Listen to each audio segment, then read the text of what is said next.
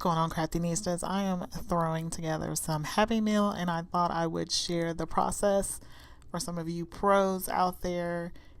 This may be boring to you, but for me, I like to see the process. I want to see how people how they put their items together. So I thought that I would share this. So I just picked up some of the longer items that I am shipping, and I put them in this nice gold striped bag.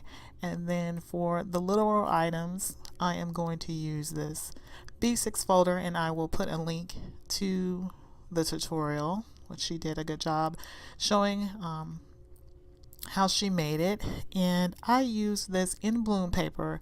I was eyeing that paper for a long time, and then when Hobby Lobby had it on clearance, I grabbed it, and I was saving it for something like this. This paper is super thick, so it holds up pretty sturdy, and my items are going to hold pretty good in that. And I just love the colors that were in this. So all I'm going to do is just make a loaded folder with these goodies in it and just lay them in there sporadically.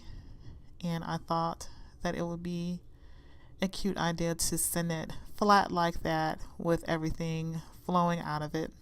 Then I'm just going to fold over some of these dies and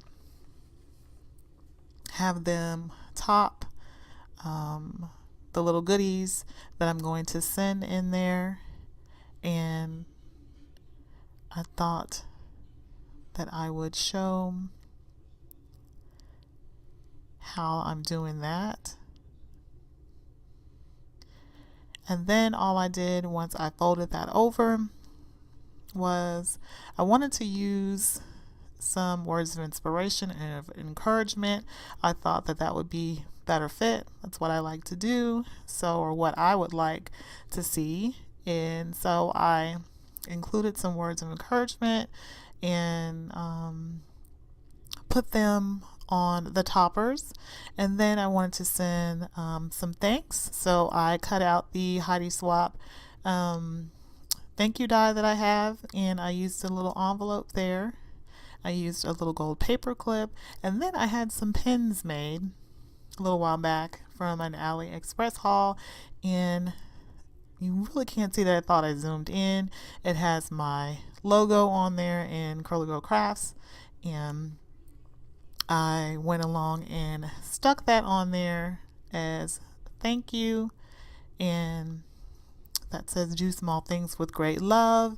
And so I included that also in there with some other words in the loaded envelope, and I really like how that turned out. And then I have this one that I put some other items in there, like I said, that were too long to fit. And then I'm also going to include the Rolodex. If you haven't checked out that video, link that, and I'm going to include that in that package so it won't get smushed in the loaded one. And as always, see you later, Craftinista.